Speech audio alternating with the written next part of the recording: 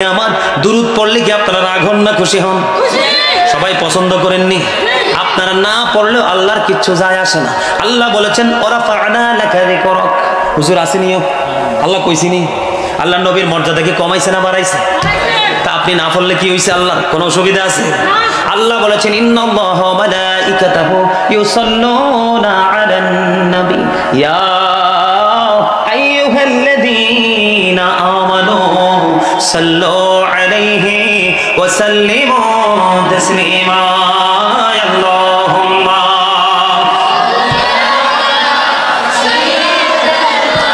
মাওলানা মুহাম্মদ ওয়া আলা আলিহি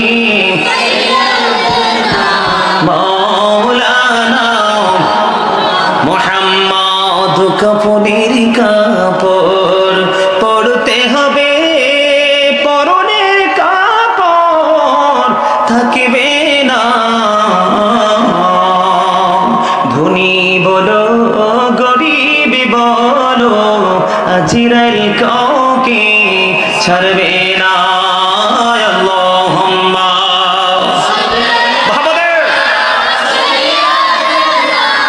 মাওলানা মুহাম্মদ ওয়া আলা আলিহি মাওলানা মুহাম্মদ। মাটির নিচে বাড়ি মোদের, ওই মাটির নিচে মোদের ঘর। এই দুনিয়ার আপন যারা সবাই হবে ওদের পর। আল্লাহুম্মা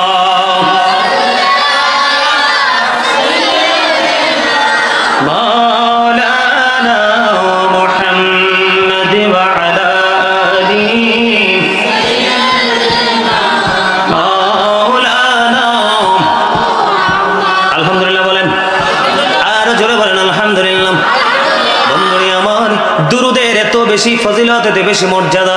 দাইলামি শরীফের মধ্যে সে হাদিস খানা, হাদিসের রাবি হলেন হযরতে আনাস রাদিয়াল্লাহু তাআলা আনহু।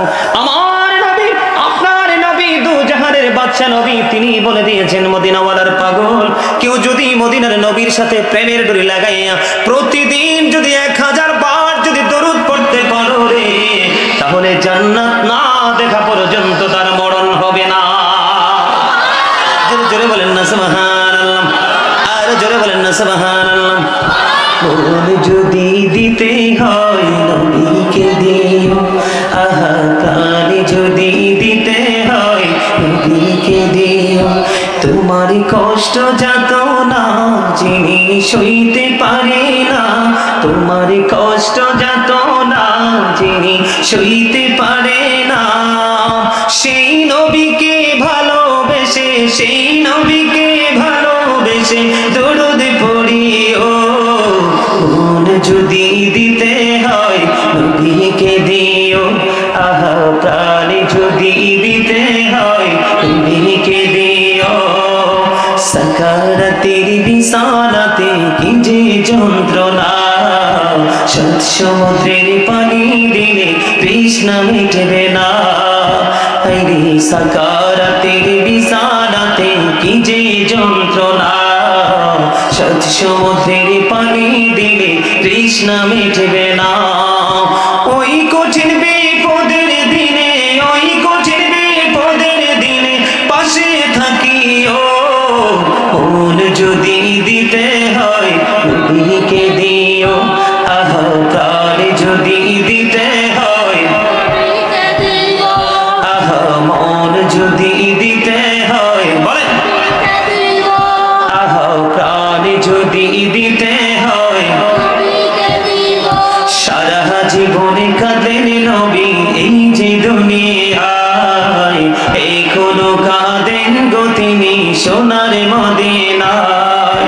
সেই নবীজির দিদার দিয়ে, সেই নবীজির দিদার দিয়ে ধন্য করিও।